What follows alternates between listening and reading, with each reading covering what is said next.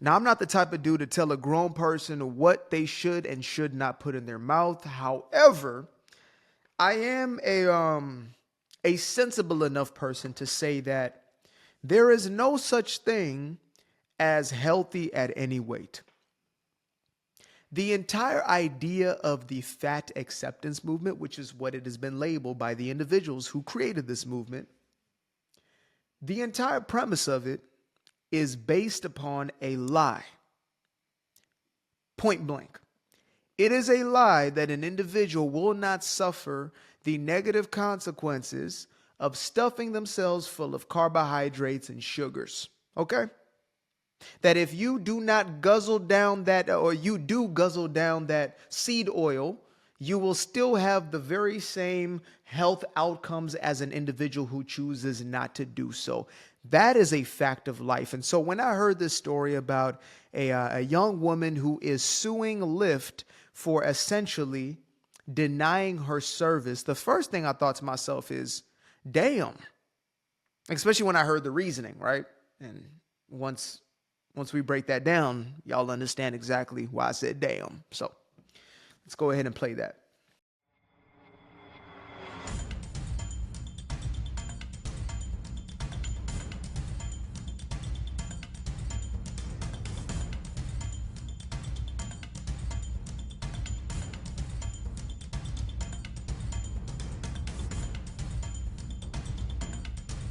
So as y'all can see, there's a lot to work with on this story.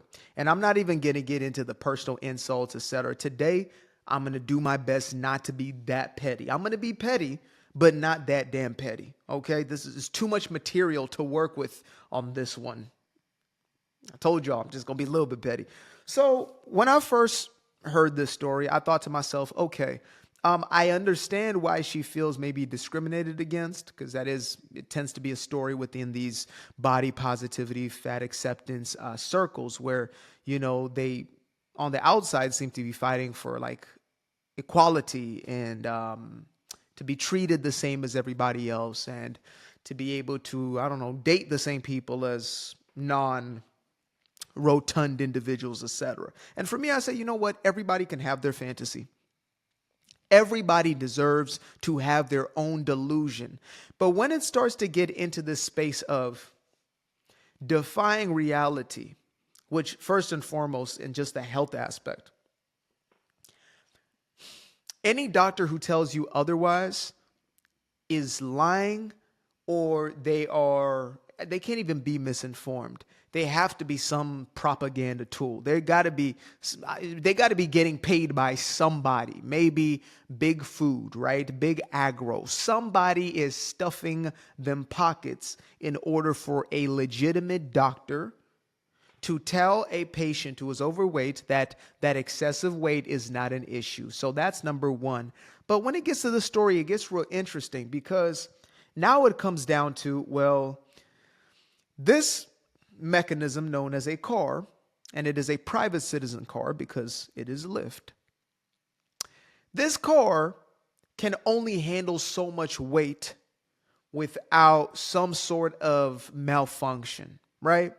So when you hear a story like this, the first thing that may come to your mind before you see this young lady is, well, maybe this person is just being discriminated against because, if we're dealing with like the last 10 years, everything is racism, sexism, etc.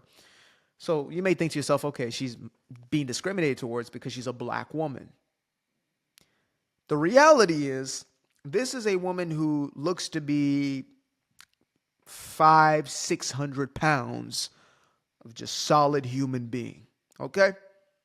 I'm really teetering around this subject right here to let it not be an insult, but instead be an educational experience for all of us involved. So you have this woman who is 500-600 pounds. She's lugging along. Maybe somebody can inform me and say that it is maybe even 600 to 700 pounds. But this is a lot of human being in this vehicle. As a matter of fact, it is likely that 4 human beings in that vehicle of average size and weight are not even going to equal out to this woman's weight distribution, let alone having all of that in the back seat, concentrated in the left side on the back seat, where you are liable to at the very least, pop a tire, if not tires, right? So you may have somebody who's even thinking to themselves, how are you going to fit in the car, etc. And so that is called discrimination. Now, again, am I saying that this is a right action on the part of the Lyft driver? Somebody said, they're driving a Lyft and not a forklift, which that's I didn't say it. They said it over there on X, okay? But you ordered a car that, probably has dimensions and certain stuff, and it's just like, if they can't do it, they can't do it. There's a reason why airplanes, you simply cannot go in there if you are a certain size, right? Not even just necessarily weight, because there is a weight component to it. That's why they have to weigh out bags and things of that nature.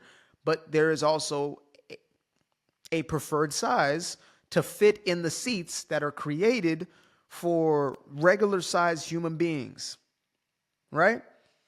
If you are 6'9", 7 foot tall, it's probably extremely difficult to fit in that seat.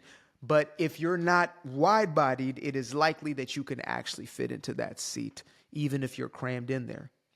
But if you're wide and all outside, there is no way you can fit into that thing. So I don't even know if homegirl could actually fully fit into a vehicle in the same way. When we watch shows like, or when I at least watch shows like My 600-Pound Life, or when my mama watched it and I would sneak into the room and see what she was watching, I noticed that oftentimes they would have these individuals in large vans. They would get them through the slide door, right? That was usually the means of entrance into these cars. But it wasn't a type of situation where, it was a small little buggy car, your normal sedan or whatever it is. And even if it was like an SUV, it's like they still had to have a ramp usually for these people to get into these cars. These individuals suffer a lot of complications when you start getting to that size. And this is coming from a guy who was raised around, a lot of aunties and mothers, et cetera, who struggle with their weight throughout their lives. And they were big women, but it's like that they're already big, but damn, imagine doubling or tripling that, right? They already have complications. They already find it hard to maneuver around the house or, maneuver around life or whatever it may be, get in and out of cars, go up and down stairs, let alone that lady right there trying to get into this car. And so, for me, what I took away from the story, because I had to cover it, I was like, wow, this is a big story, all pun intended. I thought to myself, what good are we doing by continuing to enable these behaviors? Or what good are we doing by coddling these people? It's not to be mean. I don't have to, go off and insult you and things of that nature. We don't have to do that, right? But what good are we doing when we say that, it's not problematic? Because the rest of us as taxpayers, we are experiencing a massive increase in healthcare costs because of individuals who are not taking care of themselves. We love this story, this fantasy of like, oh, everybody's health complications is just based on external things, genetics, blah, blah, blah. But in reality, most are lifestyle caused. Most diseases, chronic ailments, etc., are caused by what we put into our body and the way in which we choose to live. Simple as that. So if you're somebody who is, digesting 25,000 calories, 10,000 calories, some of these individuals, right? Even 5,000 calories, and you don't have an adequate amount of exercise to regulate that, you're going to find yourself in a very dangerous place. And you'll find yourself even worse off if the people around you aren't willing to tell you that this is dangerous. I'm not here professing to be any health expert. I have my own ways of living and others have theirs, right? I choose not to consume carbohydrates, haven't in almost 2 years now. Any carbs, yes. Sugar, yes. No sugar. I know it seems crazy. Always a carnivore. Yes. Breaking news. And it's been the best thing that has happened for me. I've done for myself, right? It didn't happen to me. Because it just became, no, I made a conscious decision, and that's been the best decision that I made for my health, period. And this is coming from a guy who was a vegan for 4 years in his early 20s. So I know the difference. I know what it is to be in an energetic body. I know what it is to feel, a body filled with vitality and life. And I know what it is to be the mere opposite of that. And I've seen even worse than I've been in. I was chubby as a kid, and I had to burn that off, and then seeing my mother, and then seeing aunties, etc., and even some uncles, and all these complications, and some passing away younger than they should have because of what's being promoted, what's being made okay. And I understand the thing of incentives. It's like if you make something taboo, then less people are likely to fall into that. If you make it okay, you have more. If you make it acceptable, you have even more. So if you make it glorified and glamorized, which is what we then start to do with these movements. Oh, the fat acceptance. Oh, oh my God, look at these beautiful bodies. And it's like, okay, be proud of yourself, yes, but don't lie to yourself in the process. It's like, it's still unhealthy. Maybe, I don't know, there's some type of, fetish or whatever it may be, but it's not healthy. And life is going to be more difficult for you. Sometimes you won't be able to get on the lift. Sometimes you cannot get on the plane. Sometimes you can't get on the ride. You know what I mean? I'm a little dude, and when I was real young, there were rides I couldn't go on because I was even small. I was a little dude, right? I mean, I became an adult and I could finally go on adult rides. But if I never reached that height and I stayed at 4'8" or whatever it was, then by golly, that would have disrupted my nature. And that's a thing you can't choose. Just imagine something which you can choose. We choose to be upset when life becomes more difficult and cumbersome, and there are things we cannot do.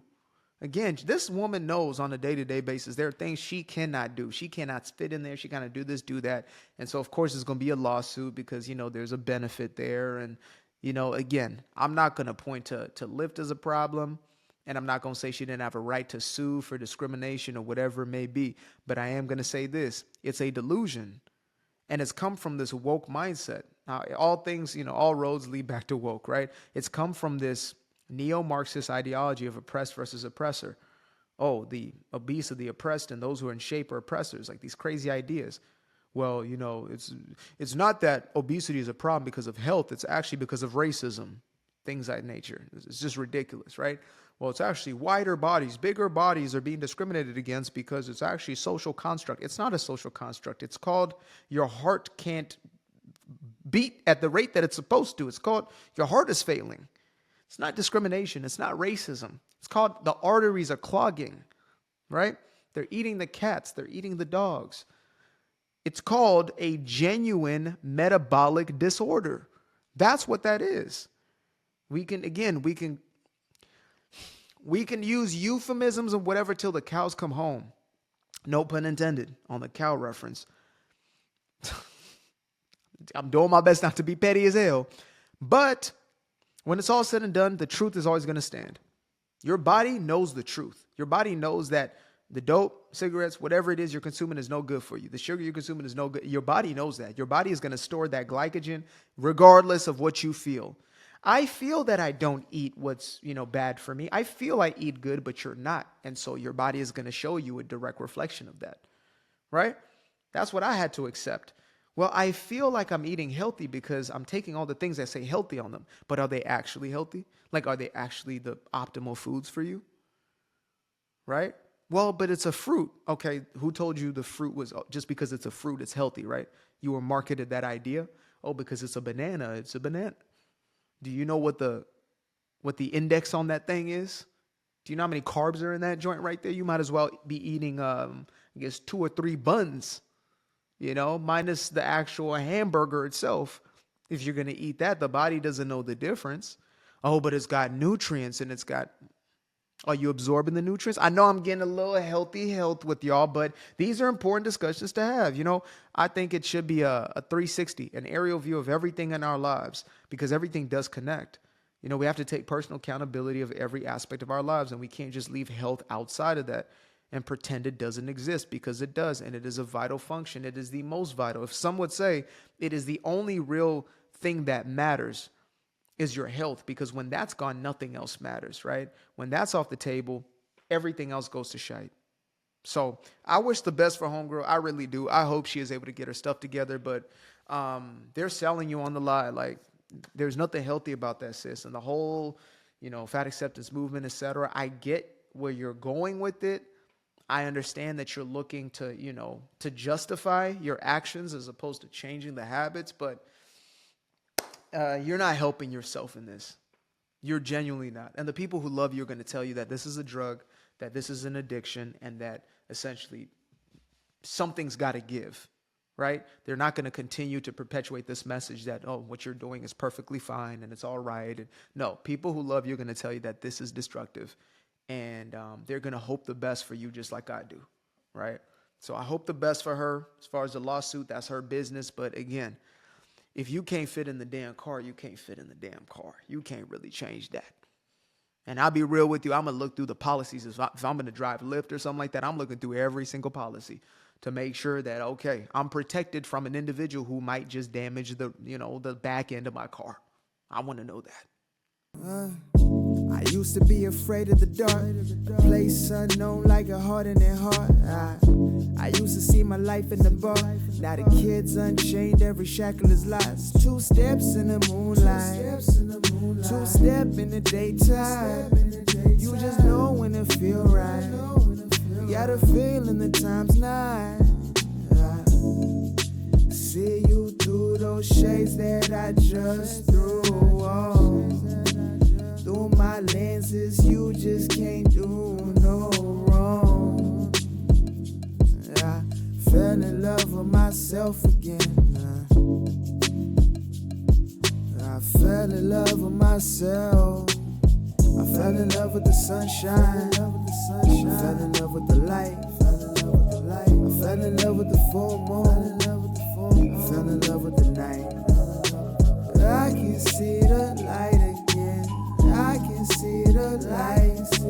You can see the life in him illuminate the night.